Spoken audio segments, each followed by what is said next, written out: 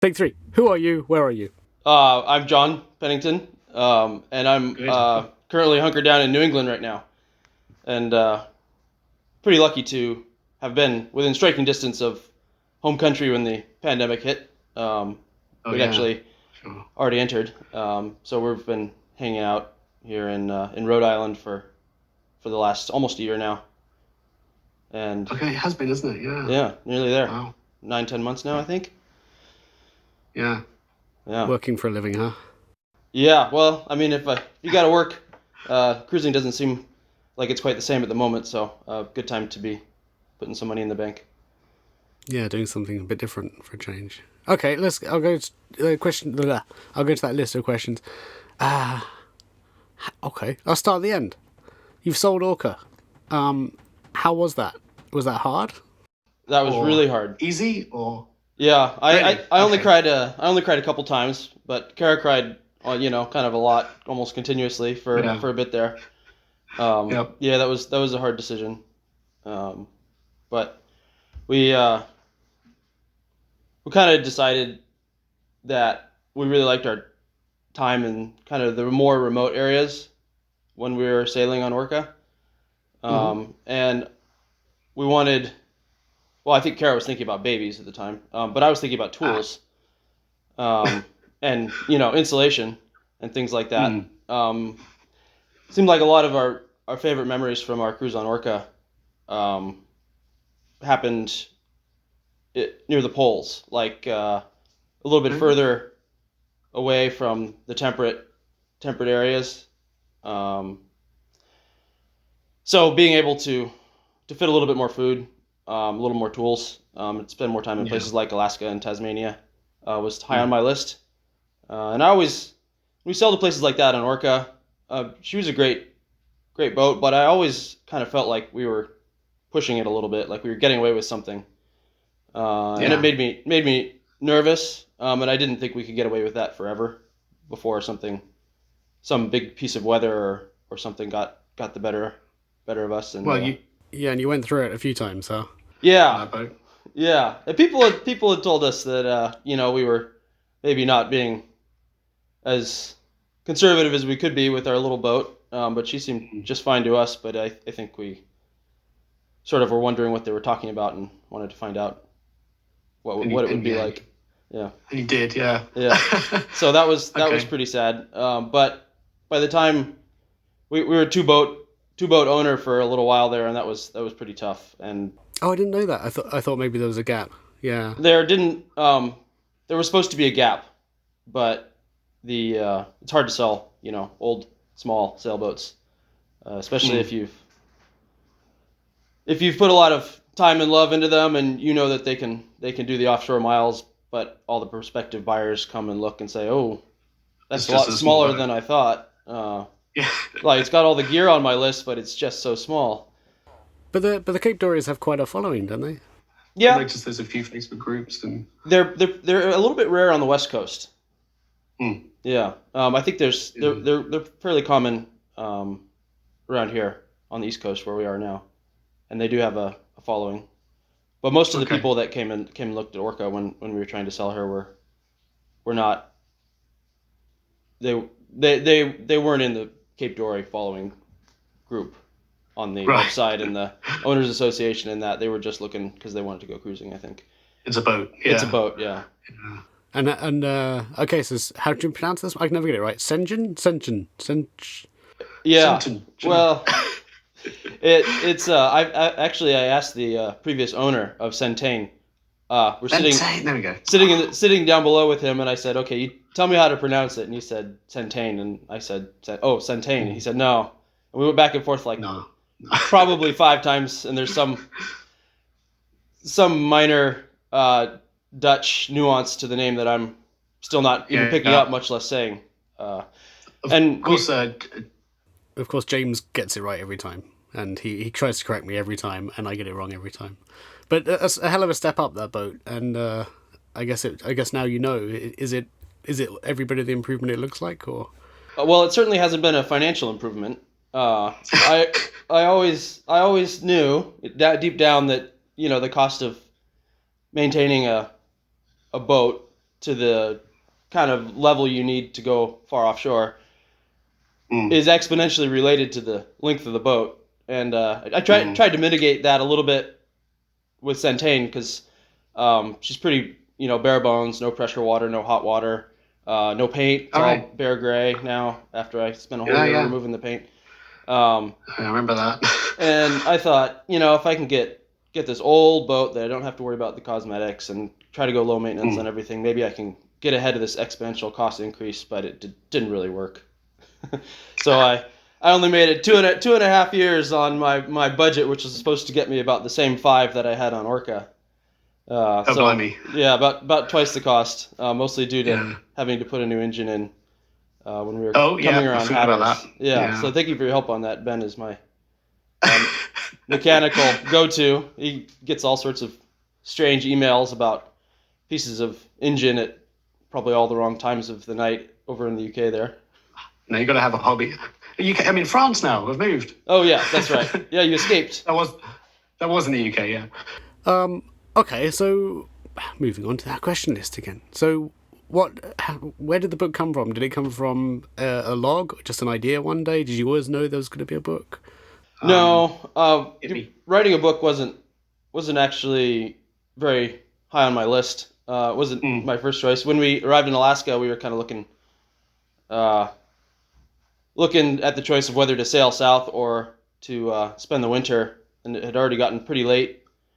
It was I think October by the time we managed to get settled after the passage up from Hawaii, and we decided to stay, and it was looking like we might kind of go insane. So I figured we should probably get a job. But being, dumb Californians, we didn't realize that there's not really much going on in Alaska in the winter. The town of, I think, 6,000, everybody pretty much left except for us. I think there was only about a few hundred people left. Everyone who was not smart enough to fly south to Mexico, I think, was stuck with us. And so the only job I could find was a substitute kindergarten teacher. And I tried that for about 2 weeks, and I just couldn't hack it. I thought, this is not for me. Wow, kids, that's such a bad idea. Who would ever have a kid? And then, of course, I quit and decided that maybe I could start some project just for myself to kind of get through the winter. And then when the salmonberry leaves started showing up in spring, I figured it was the end of the book and uploaded it to Amazon. went cruising, Oh, see, I always imagine that you always had it in mind because there's so much detail early on, and it doesn't seem just from memory. It seems far too fine. So I that's why I had that question about what was it like cruising with a mind to recording. Like how people do now with the blog. It always felt to me like you must be doing that with a book, but I guess not. No, the main thing I used to kind of jar the memory was my mom was always pestering me. Where are you? What country are you in? Where are you sailing next? And tell me something about your life. So I used to write her these fairly long emails with kind of these funny anecdotes and try to catch some color about what was going on. And so those were kind of started with that to jog the memory, and we had some photos that I went through, and the log books, we were pretty good about keeping a log on Orca. Yeah. So we had, I think, I suppose you had to, really. Seven or eight log books full of, a lot of boilerplate, latitude, longitude, but also there's kind of a comment section that we had little drawings and jokes and interesting stories and stuff written in that was good. And then Kara also kept a personal diary, which was pretty detailed.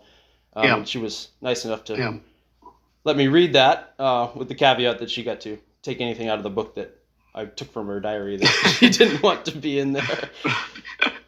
Well, fair enough. And is this what you read to Dean? Is it the diary or the notes or the book? What's his take on this? Oh, he doesn't care. I think he's either too young or that boring thing again. He really likes hearing the stories about when we ran Orca aground, though. He doesn't really care about anything else.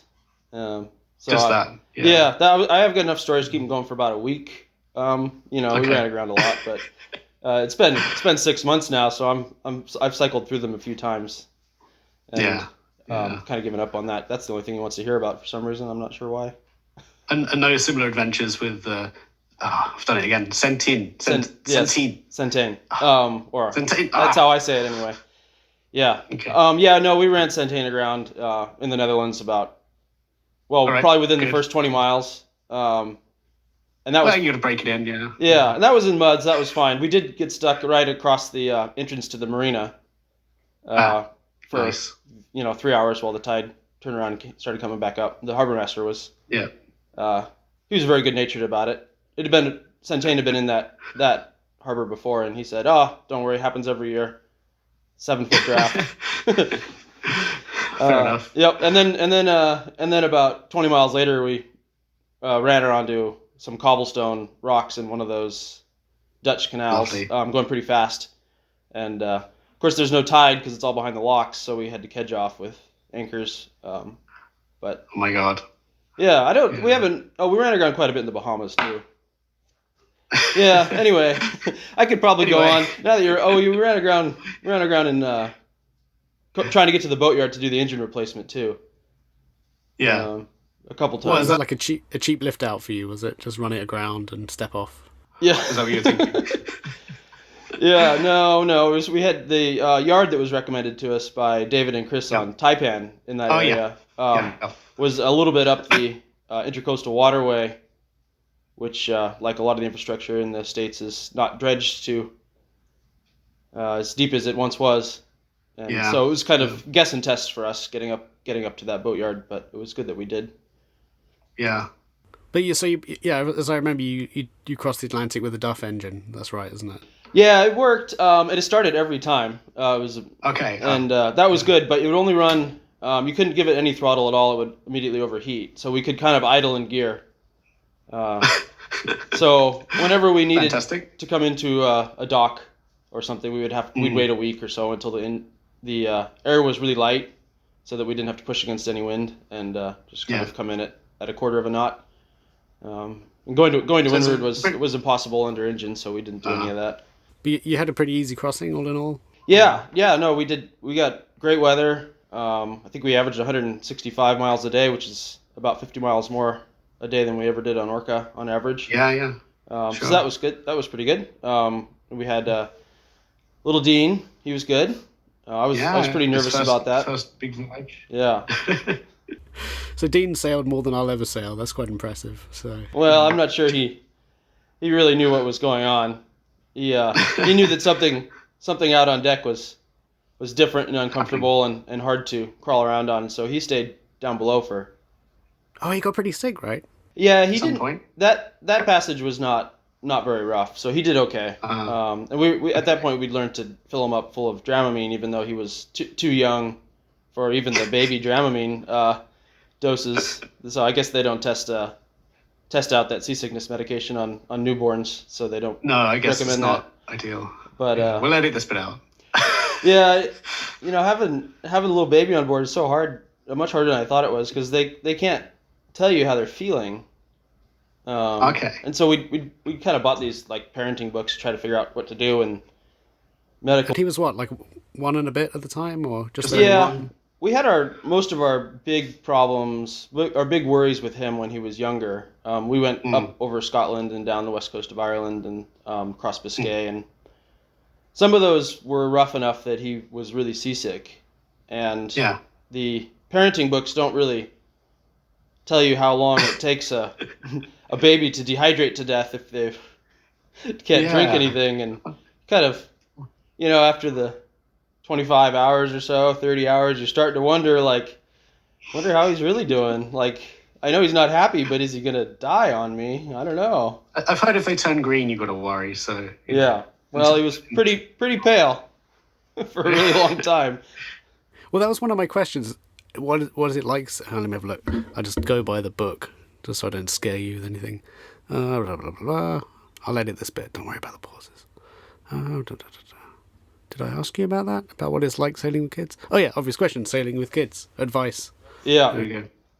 Yeah, it's a lot harder than I thought it would be. I've got a dog, and I just tell everyone don't sail with a dog. So Yeah. Yeah. I don't know. There's people around with lots of kids, and maybe they're, getting some benefits from having more than one. But wow, it's a bit more than a goldfish, which is kind of what I thought maybe it would be like. Me too. Wrap them up in the in a blanket, put them in the V berth, and check on them every couple days. That'll be fine, right? Yeah, week or so. Yeah. Yeah. No, it was a bit more food, change the gravel. Yeah, he's he pretty much takes most of Kara's time at sea, so I can call her out if I need her, but I spend a lot of watches have gotten a lot longer and sail changes, fewer hands around. Okay. But probably the biggest thing was Centene is a project boat, and we don't work very fast anymore. Kara doesn't help very much, and she won't let me use my power tools during nap time, and Yeah. Oh man. Yep. So yeah, it's tricky. But that's a whole different boat. That just handling that boat must be a big change from the 30-foot boat. I mean, that big sail area on that thing, huh? yeah, it's a big sail area. We can't get away with making a lot of line handling mistakes. You don't want to get your finger caught in the jib sheet under the winch or something like that. On Orca, you could almost kind of do it without winches if you put your mind to it, but not on this boat. So Right. yeah, learning so to kind be of ups. work smarter rather than harder. Both. But it ups the whole sort of like anxiety levels, doesn't it? It depends. Like that. And a kid. It's definitely a lot more anxiety coming in and out of harbors where there's things to hit. Okay. But Yep. in some ways, it's a little bit easier. The motion is a lot slower. Right. And it's easier to work on deck. The rails are higher. Sails don't slither off like they always used to do on Orca right under the lifelines. Because of course we've got the baby netting, so that helps with things as well. Sure. Yeah. But yeah, she sails pretty good offshore, and the size is a benefit from the motion and the speed. But yeah, I get pretty nervous coming in and out of a berth. Okay. Yeah. Got a lot of Because it looks so good, you don't show yourself up, do you? Yeah. Well, I don't worry about just bare aluminum with a solid aluminum rub strake along the edge, so we don't really use fenders or anything unless we're worried about something other than the boat. Usually the dock or things like that. Well, don't do too well, but I really don't want to crash into some nice shiny Beneteau or something, because I don't think the Beneteau would fare very well. Yeah, that's true. Yeah, not fun. So, I mean, my favourite term, I think you saw it in my questions, is Psychoterror. And in the book, there's a lot of Psychoterror on Orca. Any Psychoterror with Centene? Did I get it right that time? Yeah, there you go. Or at least as right as I get it. Yeah, we had, when we were across the Atlantic at one point, we had the high water alarm going off. And could not figure out where the water was coming from. I had all the floorboards up, and couldn't find. There was just water in the bilge at the low point where the pickup pipe is, and it wasn't running in from anywhere. And I thought, I don't understand. Like, could we have a hole through the bottom of the keel? It's like this big old aluminum I-beam thing. Like, that doesn't seem likely. Yeah.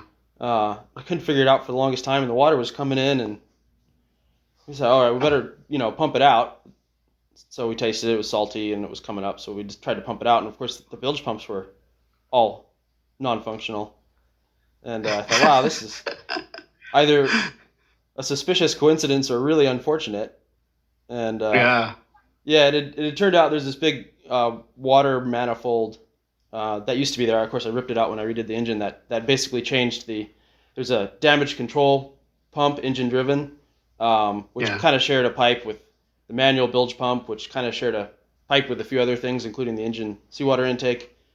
Right. And so Dean had got in there, and he'd found some combination of all these levers that, if done just right, when we're healing, just at the right angle, it would actually start a siphon, bypass all the pumps, and just take from the bilge out, which is right on the water line, and siphon it into the bilge through the pickup pipe. God. And of course, once I realized that these were all adjusted, I put it right, and the siphon stopped, and we pumped it all out, and it was fine. But for about 45 minutes there, I really just couldn't figure out where this water was coming from. Oh my god, that's terrifying. Oh god, yeah. So is there a book with this boat, or are you going to skip that this time? Oh, I don't know.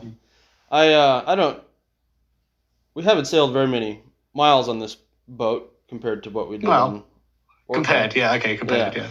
I don't know. You know. I don't know if I have enough to talk about, and I certainly don't have the time right now. But my dad he's been encouraging me to do more writing, which is nice. It's safer than sailing, isn't it? I suppose. Yeah, no, he likes the sailing now. We actually had a really good trip together in the Caribbean. It was easy sailing and light wind, and Kara had flown home for, I think it was Christmas, and my dad came and we sailed together for a week. And there, of course, we had our disagreements, but we got along pretty well, and we found some good waves and got to go surfing.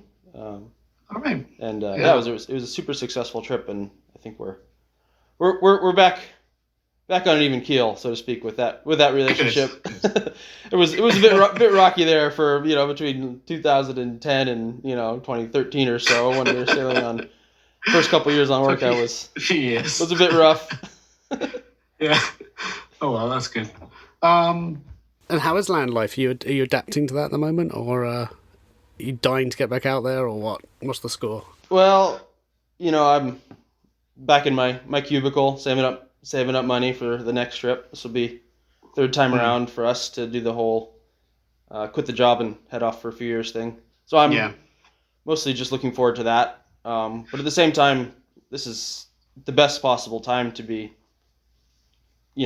living the land life stuck in one place, because it doesn't seem very easy to travel. I know we've got a bunch of other sailing friends who were caught out, entire oceans away from where they were heading, and have been more or less stationary for a year without the ability to work, without the ability to sail between countries because of the pandemic.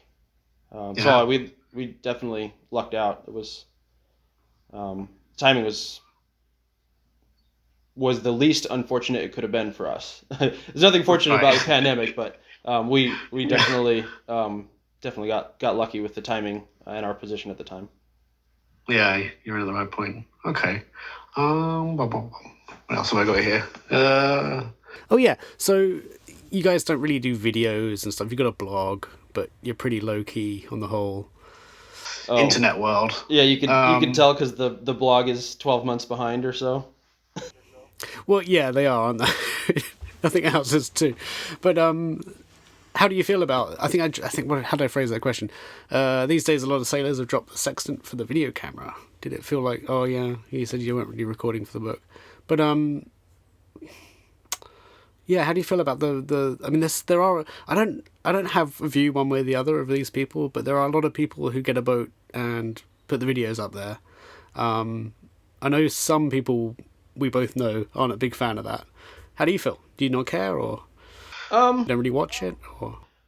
Well, I can understand both the people who watch the videos and the people who make them, their viewpoint. If you watch the video, that's the way that people get inspired these days. And of course, there wasn't any of that when I was getting inspired. Yeah. I read books, Robin Lee Graham and Bernard Mortissier, and the usual classics, and thought that those all sounded like great adventures. And now maybe books aren't the media that people are using to get inspired. So that's great. Anything that kind of pries people out of their comfort zone in their houses and gets out there and explores the world is good in my book.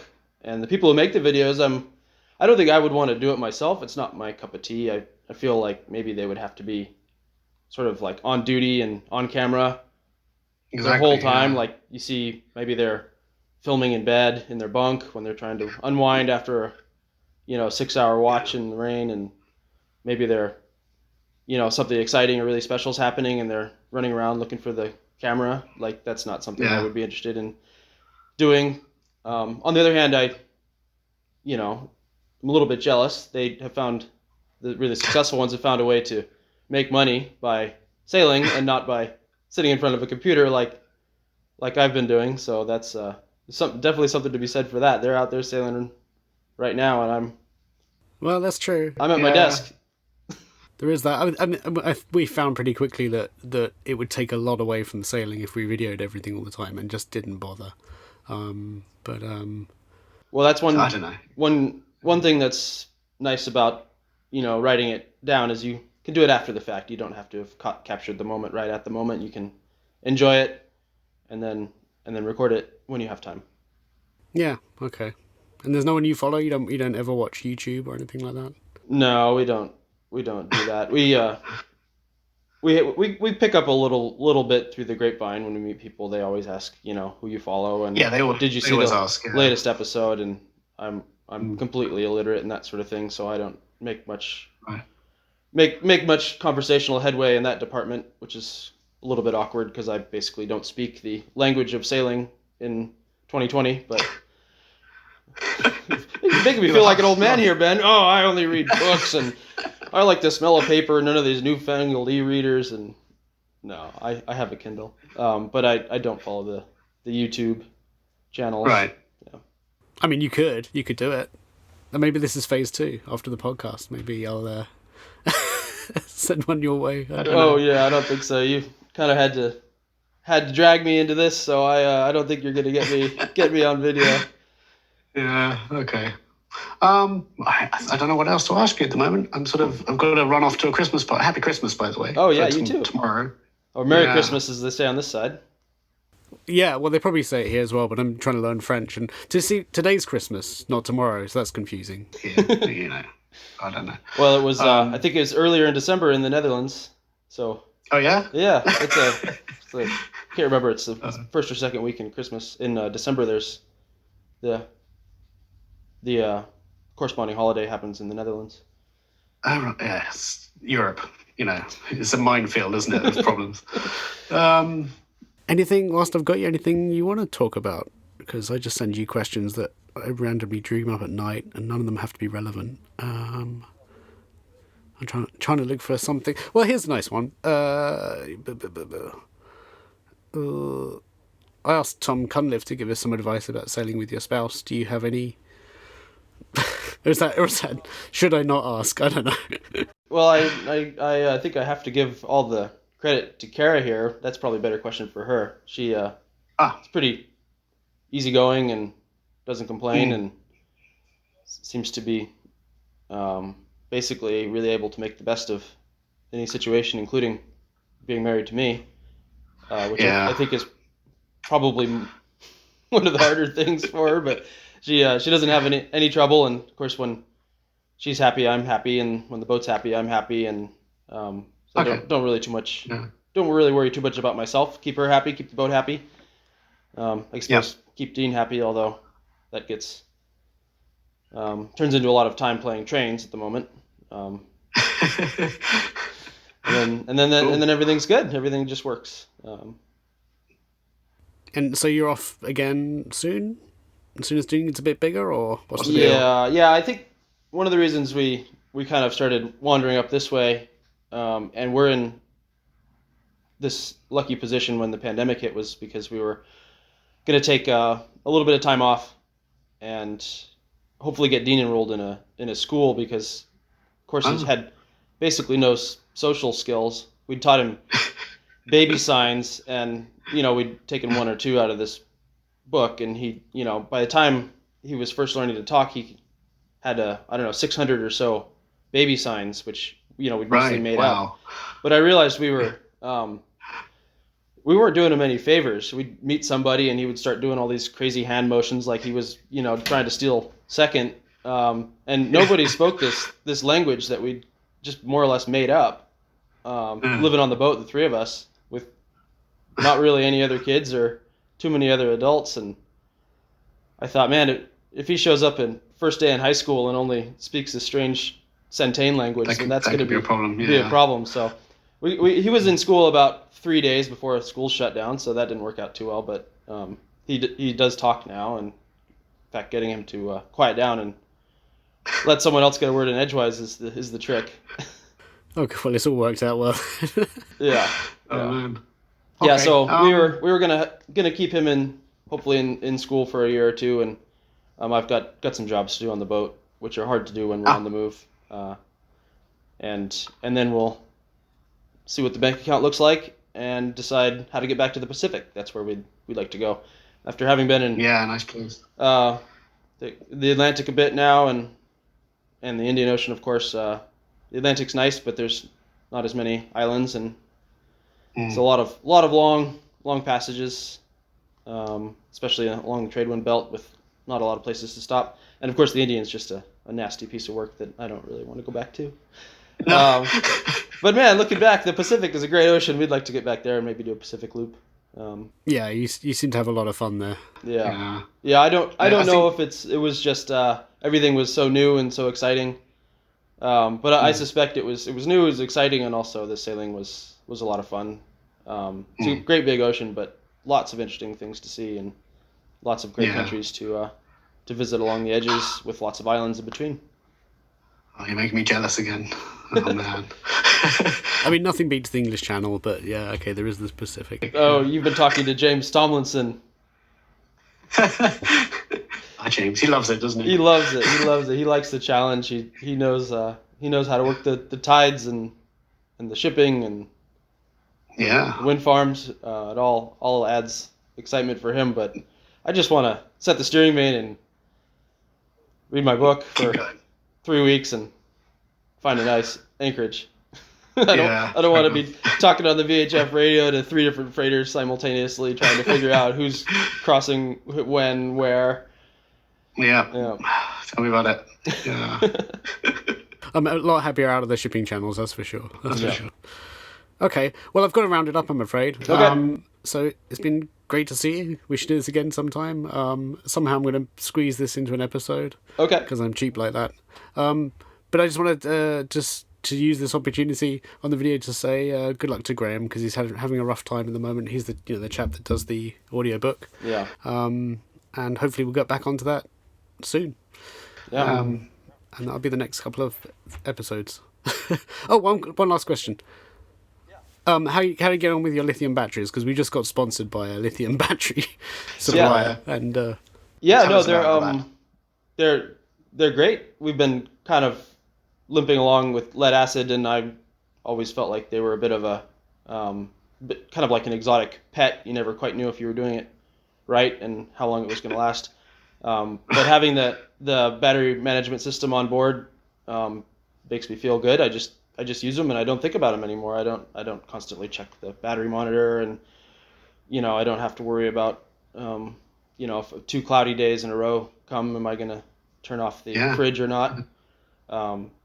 But it was the batteries themselves are great. It's the ancillary systems that still haven't quite caught up. I did take your advice and I switched my shore power controller to lead acid profile, and they're actually much happier on that than they were on the lithium constant voltage. Yeah. It's funny, isn't it? Yeah. So that's been a big win. And then I've got a couple battery chargers that will hopefully work with the alternator.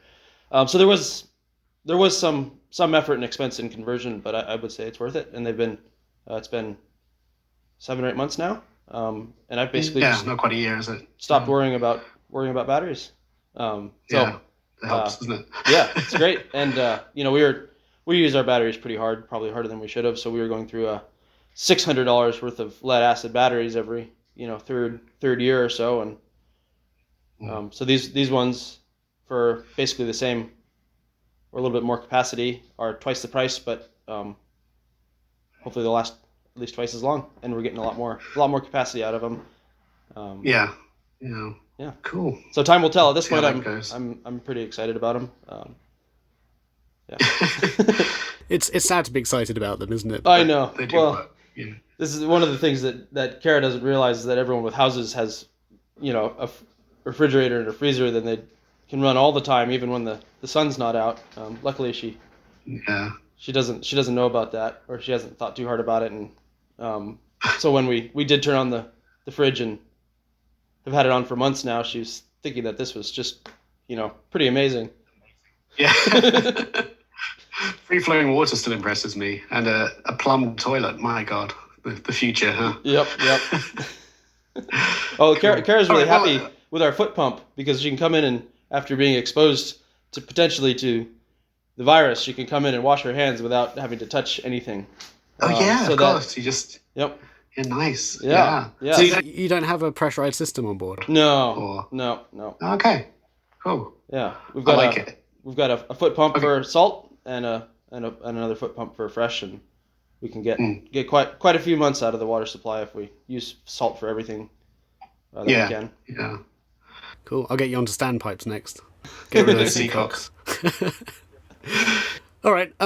Okay, I better round it up. But nice to hear from you. Hello to everyone. Merry Christmas to everyone. Yeah. And let's speak to you again soon, I hope. Yeah. So with a bit of luck, this recorded and it'll turn into something. And I'll be up late tonight editing. Sounds good. Well, thanks to you and Graham and everyone on the team who put the audiobook together. That's something I never would have been ambitious enough to attempt, and so they're all working more or less as volunteers, and just because I guess they like the story, so I can't thank them enough, and thank you for being the captain of this ship. Appreciate it. It's about time I was captain of something. Huh? Well, hopefully we'll finish up, after the pandemic, and as you probably saw in the news, the UK's gone nuts at the moment. But when all that dies down again, we'll try and keep going. Yeah. Sounds good. It's just getting good. Fourth chapter in, it starts to really pick up. Yeah. Well, James really, I think after listening to what he said, he's absolutely right. I didn't really do a very good job in kind of the beginning pieces of the book. I wasn't really sure how to write, what was important to include and what wasn't. So I definitely prefer the second half. Things pick up a little bit, and I sort of streamline the story so that we don't have as much tacking and jibing and I never felt like there was too much of that in this book. Because I'm, as much as I like sailing, I don't like to read about all that, and I never felt like Orca had too much of that. Okay, so, good. Well done. Cool. All right. See you soon, John. See ya. Click.